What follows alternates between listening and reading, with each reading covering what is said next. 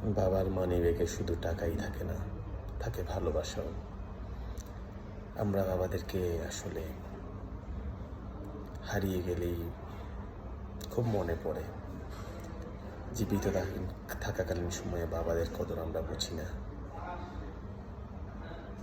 বৃদ্ধ বয়সে বাবারা কিছুটা হতবুদ্ধি হয়ে যায়, মস্তিষ্কের কিছুটা বুদ্ধির স্খলন হয়।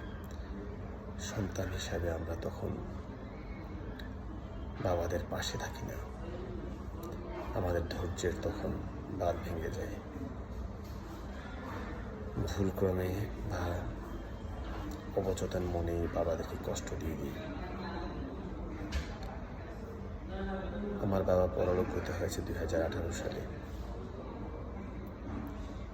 আমার বাবার বিনয়, ভালোবাসা, ত্যাগ, সন্তান হিসেবে মানুষ করার জন্য আমাদের প্রতি তার যে আত্মত্যাগ ছিল,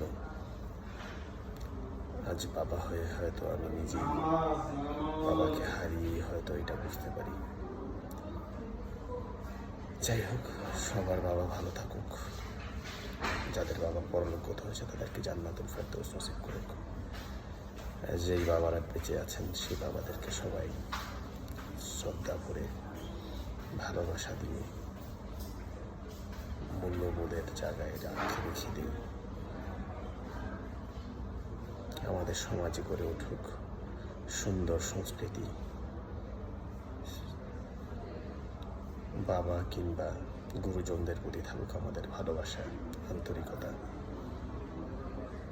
কারণ আমরা যদি রেখে যাই, আমরা যদি নিজেরা চর্চা করি, আমাদের সন্তানরাও আমাদের সাথে সেই চর্চাটা এগিয়ে নিয়ে যাবে। বিনির্মাণ হোক সুন্দর সংস্কৃতি, শ্রদ্ধার সংস্কৃতি, ভালোবাসার বন্ধন। আল্লাহ হাফেজ।